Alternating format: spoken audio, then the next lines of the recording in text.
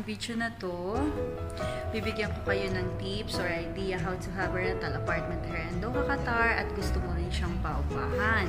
So, una, syempre, kailangan yung budget mo. So, enough na ba yun ang budget mo para kumuha ka ng isang apartment dito sa Doha, Qatar? And then, pangalawa, yung blank check. Dito kasi sa Doha, Qatar, kailangan, isa sa mga requirements yung blank check. So, kailangan yun.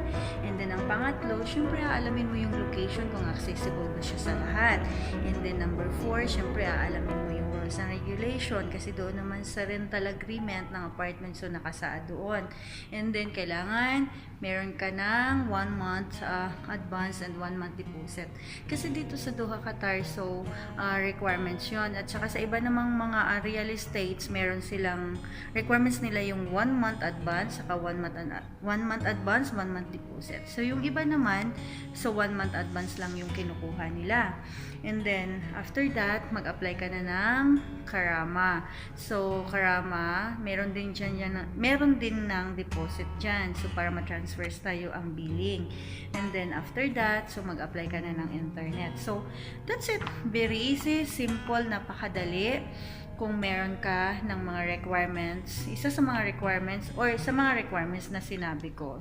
So paano ako nakahanap kaagad ng madali ang tenant? Kasi dito, so kailangan maging mabilis ka sa paghahanap ng mga tenant so that hindi ka nag-aabono or gusto mo kaagad na kumita ka. Syempre, yun naman ang purpose mo kung bakit gusto mo magkaroon ng paupahan dito sa Doha.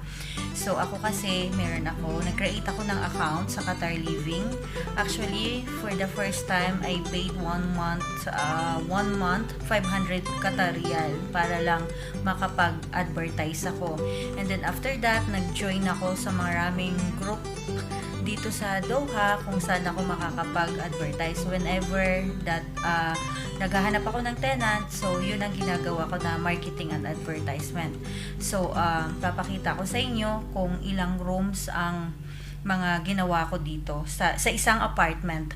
So, actually, sa isang apartment ko dito sa Mansura, so meron ako ng 13 rooms na napagawa ko. So, lahat naman ito, pinagpaalam ko rin naman sa real estate kung pwede ako makagawa or magagawing partition ang ibang rooms. So, kailangan ako kasi ang technique ko para maging attractive siya sa mga tumitingin. So, mini-maintain ko number 1 ang cleanliness. So, kung ano yung ginagawa ko dito sa hotel, kasi hotelier po ako ng pagmamanage, so parang nadadala ko rin doon sa apartment na pinapaupahan ko. So, very, very, very important sa akin ang cleanliness sa bahay. Tapos, meron din akong mga rules na ini-implement sa mga tenants ko. So, which is very good din naman sa kanilang lahat. At yun naman talaga ang nagugustuhan nila sa loob ng bahay ko, ang kalinisan.